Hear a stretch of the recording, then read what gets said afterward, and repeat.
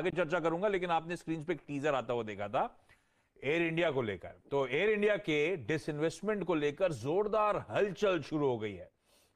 सूत्रों के मुताबिक टाटा रेस में सबसे आगे है और इसका मालिकाना हक किसे मिलेगा, इसका ऐलान जल्द किया जाएगा। हालांकि सरकार का कहना है कि प्रक्रिया अभी भी चल रही है और मीडिया में चल रही खबरें गलत हैं। तो असल में हो क्या रहा है, दिल्ली में किस तरह की सुगबुगाहट है, कब तक हमें पता चलेगा असली ओनर कौन बनता है एयर इंडिया का, कहां तक बात पहुंची, समझ लिया जाए। हमारे संवाददाता रोहन सिंह आपको आपकी स्क्रीन पे नजर आएंगे, जो बहुत closely aviation as a space को ट्रैक करते हैं। रोहन, क्या अपडेट्स हैं? ऐसा लग रहा था कि फाइनल हो गया, हर जगह खबरें चल रही थी कि एयर इंडिया टाटा की हो गई, टाटा की हो गई। फिर क्लैरिटी दीपम सेक्रेटरी की तरफ से आई कि अभी ऐसा कुछ फाइनलाइज हुआ नहीं है। कब तक फाइनलाइज होगा, हो क्या रहा है, चल क्या रहा है? जी, अगर हम पूरी प्रक्रिया आपको अगर बताएं तो काफ़ी जल्द ये फैसला होने वाला है। और इस वक्त जो प्रक्रिया चल रही है, जो बिड्स थे, 2 बिडर्स थे, जो बिड्स थे, फाइनेंशियल बिड्स थे, उनको ओपन कर लिया गया। उसके बाद जो सूत्र हमें बता रहे हैं, टाटा की जो बिड है वो काफ़ी ज़्यादा है स्पाइस जेट के जो अजय सिंह हैं उनकी बिड के मुकाबले, और एक तरह से चुनाव कर लिया गया है नए मालिक का। लेकिन जो प्रक्रिया है उसके मुताबिक जो आखिरी मुहर लगती है वो AISAM यानी कि ऑल्टरनेट मैकेनिज्म जो बना है एयर इंडिया के लिए, उसको फैसला करना है। इसकी जो अध्यक्षता है, एक ग्रुप ऑफ मिनिस्टर्स है, इसकी अध्यक्षता अमित शाह गृह मंत्री जो है वो कर रहे हैं। इसके अलावा फाइनेंस मिनिस्टर हैं उसमें, पीयूष गोयल हैं उसमें, और साथ ही जो एविएशन मिनिस्टर ज्योतिरादित्य सिंधिया हैं वो हैं इसमें। इनकी बैठक होनी बाकी है और जो सूत्र में बता रहे हैं अगले से 2 से 3 दिनों के अंदर ये बैठक हो सकती है। लेकिन पीयूष गोयल अभी देश में है नहीं, वो बाहर गए हुए हैं। तो जब सारे मंत्री रहेंगे यहाँ, उसके बाद एक बैठक होगी, एक आखिरी मुहर लगाई जाएगी कि हाँ, जो ये टाटा की जो ये बिड है उसे एयर इंडिया को टाटा को सौंप दिया जाए। कैबिनेट की ज़रूरत नहीं पड़ेगी, ये मंत्रियों का जो एम्पावर्ड ग्रुप है ये काफ़ी रहेगा। तो इस प्रक्रिया में यही टेक्निकल लोचा है जिसकी वजह से थोड़ा समय और लग रहा है। वीकेंड कहा गया था हमें, लेकिन हम 1-2 दिन और मान के चलते हैं, शायद अगले 3-4 दिनों के अंदर इस पर आखिरी मुहर लग जाएगी। उसके बाद 3 से 4 महीने का वक्त लगेगा पूरा ट्रांसफ़र की जो प्रक्रिया है उसमें। लेकिन हाँ, आपको अगले बहुत 3-4 दिनों के अंदर जो है ग्रुप ऑफ मिनिस्टर्स इसको आखिरी मंजूरी देने की संभावना है। मंजूरी जल्द आने वाली है, अगले कुछ ही दिनों में, जैसे रोहन पिकअप कर रहे हैं। और वो इमेजेस आपकी स्क्रीन पर थी, शायद एक पूरा 360 डिग्री टर्न होगा, जहां से शुरू हुई थी एयरलाइन वही लौटती हुई हो सकता है, होपफुली नजर आए।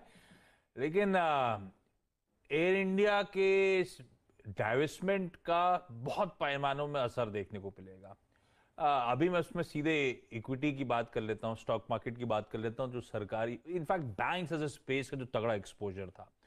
जरा बैंकिंग, सरकारी बैंक का स्टैक दिखाइएगा, उसमें मेरे ख्याल से बैंक ऑफ बड़ौदा का सबसे मैसिव एक्सपोजर है एयर इंडिया पे।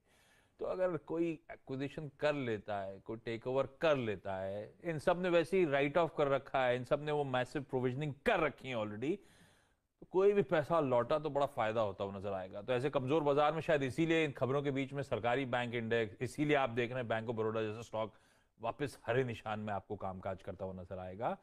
आशीष सर, महेश्वरी सर, अरे दो दो नहीं, तीसरा तो मैं भी हूं।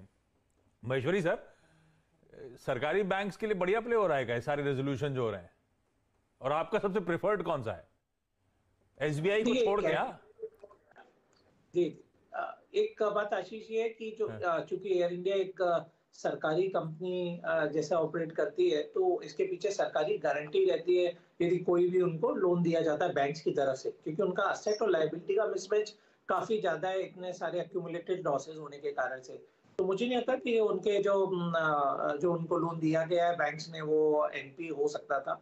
पर जरूर जो अब कैश फ्लोज है और उनको जो दो कंटिन्यूस सप्लाई और फंडिंग करनी पड़ती है बैंक्स को, वो अब रुक जाएगी, क्योंकि अब जो नए ओनर होंगे वो उसकी फंडिंग की व्यवस्था करेंगे। तो मुझे इस उतना ही बेनिफिट अभी टाइमिंग के लिए नजर आता है। और एक बार डेवलपमेंट और देखते हैं एक आध दिन रुक कर कि किस साइड वो जाता है और क्या टर्म्स है उस एक्विजिशन की। तो मुझे लगता है एक दिन के बाद कमेंट करना बेटर रहेगा। ओके, याद रखिएगा जी मामले में। और जो कल एनसीएलटी की अगर आप देखें जो टिप्पणी थी कि भाई आपको एजीएम बुलानी चाहिए, इन्वेस्टरों की मांग पर एजीएम बुलाने में फिलहाल हम असमर्थ हैं और इसमें हमें मंत्रालय की अगर आप देखें स्वीकृति की ज़रूरत है। सीईओ बदलने के लिए आईबी मंत्रालय की जो मंजूरी है वो चाहिए, और अपनी असमर्थता अगर आप देखें जी ने जाहिर की है। गौरतलब है कि कल एनसीएलटी की जो पहली टिप्पणी थी वो ये थी कि आपको ईजीएम बुलानी चाहिए, और इस मामले में याद रखिएगा जो 4 अक्टूबर को जो है वो अगली सुनवाई होनी है। तो कुल मिला के अगर आप देखें तो ये पूरा का पूरा एपिसोड जो है वो अभी कानूनी पेचीदगियों में फंसा हुआ है। हालांकि कल की एनसीएलटी की टिप्पणी के बाद ईजीएम बुलाने में फिलहाल जी के बोर्ड ने अपनी असमर्थता जता दी है।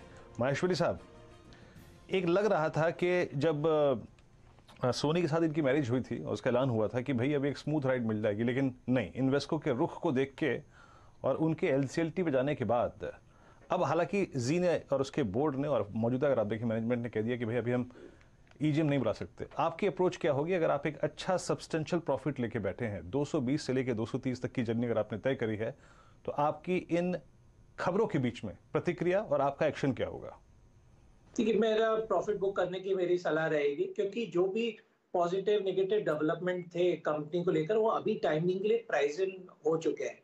इसके अलावा जब भी ऐसा टसल का माहौल रहता है जहाँ निवेशक और कंपनी के बीच में टसल हो रहता है, तो नए निवेशक उसमें निवेश करने से बचना चाहते हैं, क्योंकि मालूम नहीं कि आगे क्या फेट होगा।